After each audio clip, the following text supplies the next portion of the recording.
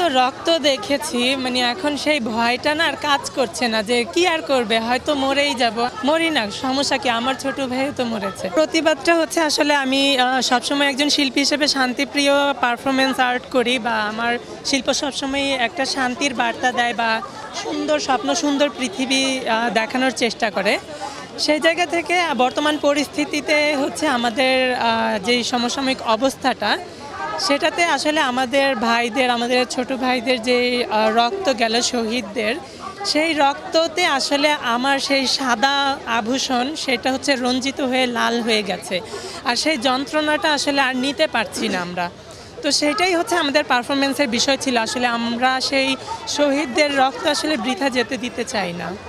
আমরা তাদের একটা সুনির্দিষ্ট সুন্দর একটা বিচার চাই, এবং আমাদের পৃথিবীটা, আমাদের দেশটা হচ্ছে একটা সুন্দর, সুস্থ, স্বাভাবিকভাবে আবার সুন্দর সোনার বাংলায় ফিরে আসুক, এটাই চাই।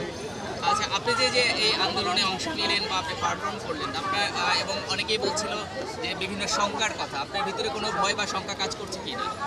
মানে এত এত রক্ত দেখেছি, মানে এখন সেই ভয়টা না আর কাজ করছে না যে কি আর করবে, হয়তো মরেই যাব, আবার হয়তো গুলি লাগবে, আমিও মরে যাব।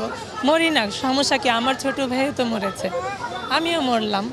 তারপরে হাজার হাজার মানুষ, আমাদের এই যে কোটি কোটি 20 কোটি বাঙালি, তারা স্বাধীন হোক, তারা বলতে পারুক, মানে তাদের যে একটা স্বাধীনভাবে বলার যে বাক স্বাধীনতা, সেটা ফিরে আসুক, সবাই স্বাধীনতাটা আবার ফিরে পাক, সেইটাই। মানে এখন আর শঙ্কা কাজ করছে না। এখন দাবি বা প্রত্যাশা বা কামনা কি আপনার?